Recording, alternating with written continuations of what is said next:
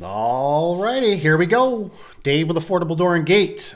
Guess what? You guys can always email me at daveadubson@gmail.com.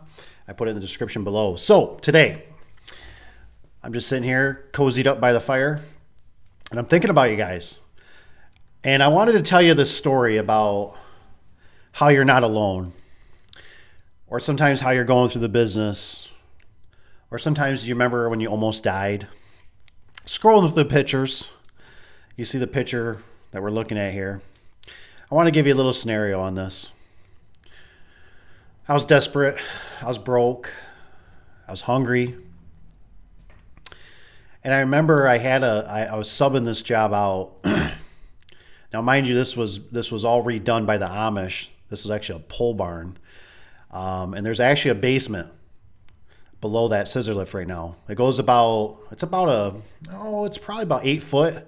No, it might be a little bigger. It might be 9. I know you could definitely stand up. I couldn't touch the ceiling when I was down there.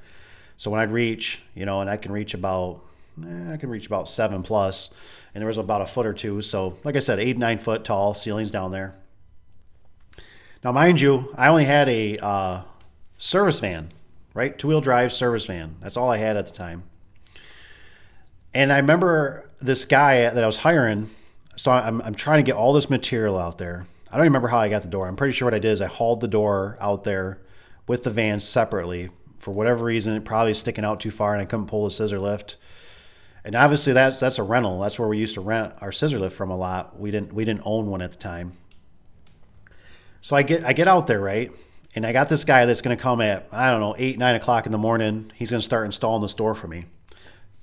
Now, mind you, I got just so many jobs I got to do. I can't even bear to do this job.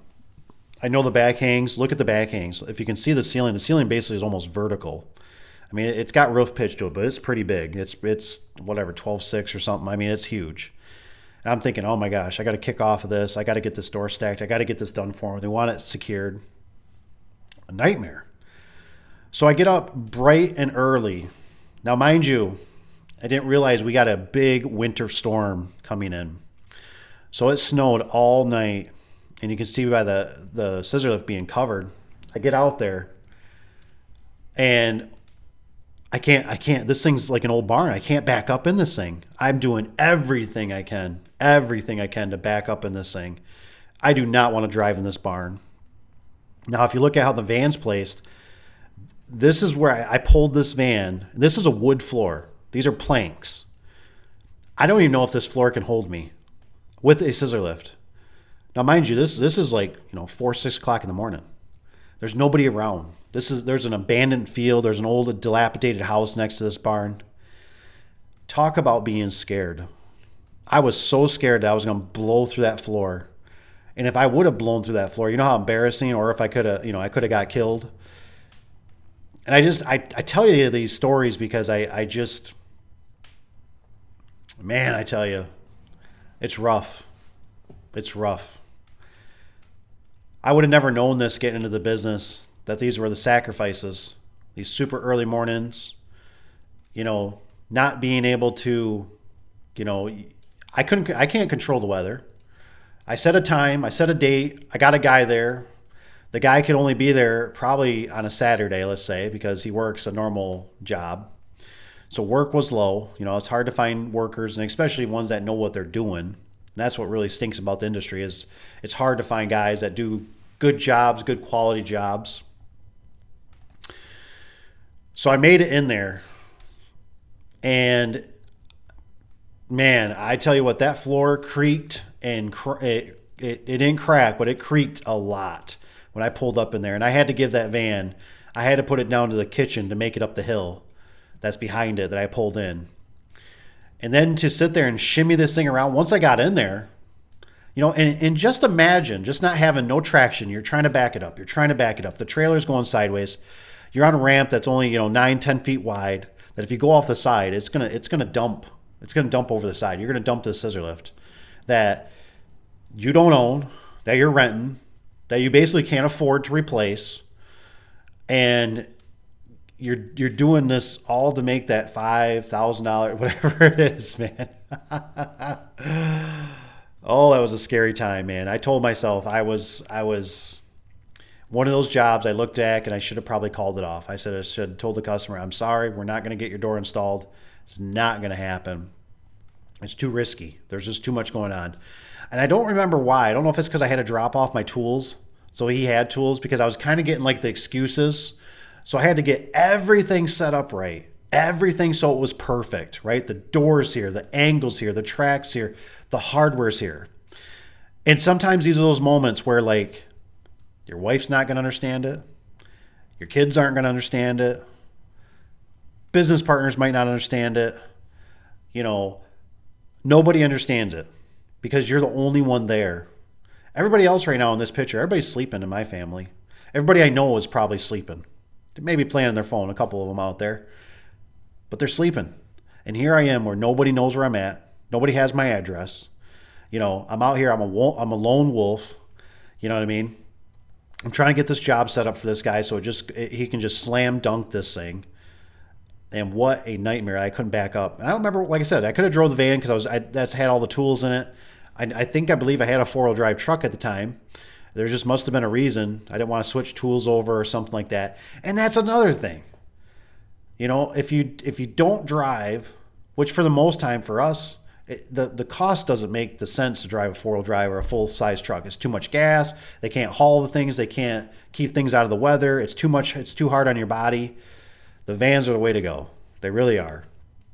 You can get out of the elements. You can use the bathroom in there if you have to. You can change your clothes if you have to. You got so many more options. They haul everything. But like I said, here was the caveat. Couldn't make it up that hill. And I had to pull straight in that puppy, man. And I don't know I remember how I maneuvered it around in there to turn that thing. And all I kept thinking is that floor is going to collapse. The floor is going to collapse. And I'm going to get killed. Or this thing is going to be, and how embarrassing and how much money is this going to cost if this floor collapses? Because, like I said, you can just see it on the floor right there. It's like a tongue and groove type of floor. It might not even be tongue and groove. It might just be boards sandwiched together. But, I did try to go under there and look at the structure and kind of did the, it looks okay. I was pretty young. I didn't have a lot of, building, and maybe this is what they plan on doing. Maybe they're going to plan on parking tractors and stuff up here. I don't know. I didn't get to talk to them.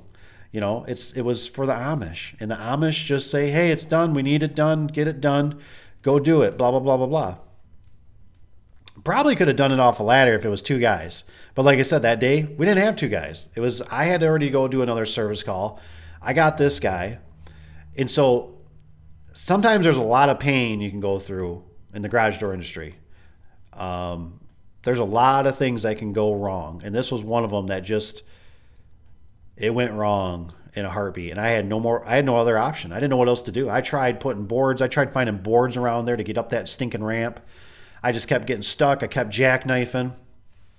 I was afraid for my life, let's just say. So anywho, I just wanted to tell you that story. I don't remember what garage door that was right there. Come to find out, you know what? That failed. This is on me.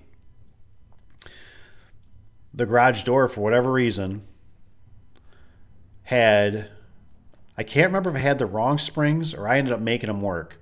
But they were like 2 different sizes. But we might have been using like Safeway or something. And they did that kind of thing, right? And I still had to go back like another trip to make something on that door work. And I was so bummed because I was like, oh my gosh, I've been to this place like 5 times. This job just needs to be done. It needs to go way out of my life. It wasn't real close. It was semi-close to the shop, but what it was is it was a trip away because you had to go down the back country roads. And I tell you what, if you think about working for the Amish are good people. But when they tell you it's a 2-track, it's a freaking 2-track. Like, we're talking a horse can make it down there. Not a vehicle, like a horse. That's what I've ran into with the Amish before. Good people, but when they say stuff, oh, it's a 2-track, we think of 2-track like, oh, a little bit of brush hitting our vehicle. No. It could be a lot different. And the problem is typically with the Amish, they don't have phones, so you can't get pictures. You can't get certain things. So, and communication's really low. All these things you got to think about. So I hope that kind of helps you out. God bless. Be safe out there. And you're not alone. Dave. with a foldable door and gate. Over and out.